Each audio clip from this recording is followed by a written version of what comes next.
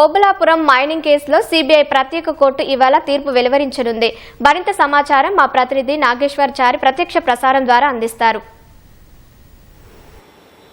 Obulapuram mining company కేసుకు సంబంధించి కొద్దిసేపట్లో సిబిఐ కోర్టు తీర్పు వెల్లడించనుంది. ఇప్పటికే నిందితులందరూ ఉదయమే హైదరాబాద్లోని సిబిఐ కోర్టుకు హాజరయ్యారు. వారంతా కూడా ఉదయం నుంచి ఉన్నారు. అయితే మిగతా కేసులకు సంబంధించినతో పాటు ఈ కేసుకు సంబంధించిన తీర్పు తయారీ అనేది తుది దశలో ఉన్నందున కొద్దిసేపటి వరకు ఆగాలని కోర్టు పేర్కొంది. 3 గంటలకు దీనికి సంబంధించిన తీర్పు వెలువడే అవకాశం కనిపిస్తుంది.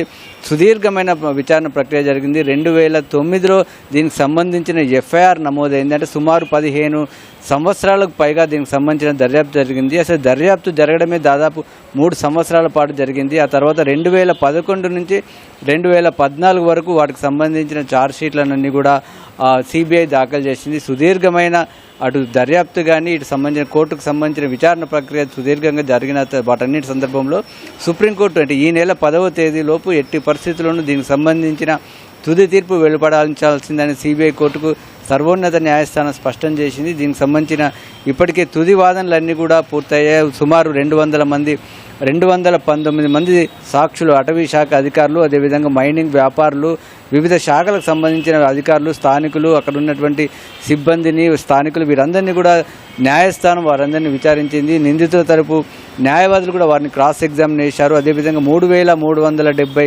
డాక్యుమెంట్లను వాటన్ని జీవోలు, అదేవిధంగా వివిధ డాక్యుమెంట్లన్నింటినీ కూడా కోర్టు పరిశీలించి వాటన్నిటిని కూడా సాక్ష్యాలుగా పరిగణలోకి తీసుకుంది. ఇరువైపులా వాదనలు జరిగాయి.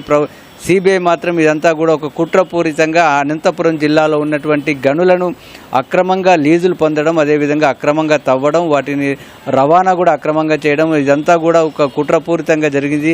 సుమారు అంటే కేవలం అనంతపురం జిల్లాలోని ఒక 68 హెక్టార్లకు సంబంధించి సుమారు 884 కోట్ల రూపాయల అక్రమంగా సంపాదించారనేది ప్రధానంగా సిబిఐ అభియోగం. ఇందులో గాలి జనార్దన్ రెడ్డి, ఆయన బావమర్ది బివి శ్రీనివాస్ రెడ్డి, గాలి జనార్దన్ రెడ్డి పిఏ మెర్ఫూజ్ అలీ ఖాన్ ఇందులో క్రియాశీలకంగా పాత్ర పోషించినట్టుగా పేర్కొన్నారు. వీరందరికీ ప్రధానంగా అధికారులుగా ఉన్నటువంటి అప్పుడు గనుల శాఖ మంత్రిగా ఉన్నటువంటి సబితా ఇంద్రారెడ్డి, అదేవిధంగా గనుల శాఖ డైరెక్టర్గా ఉన్నటువంటి విడి రాజగోపాల్, అప్పుడు పరిశ్రమల శాఖ కార్యదర్శిగా ఉన్న కృపానందం వీరందరూ కూడా సహకరించినట్టుగా పేర్కొంది. ఇదే కేసులో సీనియర్ ఐఏఎస్ అధికారి శ్రీలక్ష్మి పేరు కూడా ఉన్నప్పటికీ ఆమె 2022లో తెలంగాణ హైకోర్టు ఆమె పైన కేసు కొట్టివేసింది. కాబట్టి మిగతా వారందరికీ అందులో ఒక నిందితుడు లింగారెడ్డి అనంతపురం జిల్లాలో అప్పుడు ఆ కేసు నమోదైన సమయంలోనే ఆయన అసిస్టెంట్ డైరెక్టర్గా ఉన్నారు. ఆయన అప్పటికే మరణించారు. కాబట్టి మిగతా 6గురికి సంబంధించిన తీర్పును ఇప్పుడు కొద్దిసేపట్లో వెలువడించే అవకాశం ఉంది.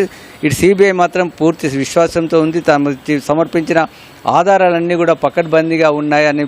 అయితే నిందితులు మాత్రం సిబిఐ వాదనలను తోసిపుచ్చారు. వారికి సంబంధించిన సుదీర్ఘంగా వాదనలు వించారు. ఇదంతా కూడా కట్టుకథేనా అర్పిస్తున్నారు. ఇరువైపులా వాదనలు విన్న న్యాయస్థానం కొద్దిసేపట్లోనే దీనికి సంబంధించిన తుది తీర్పు వెల్లడించనుంది.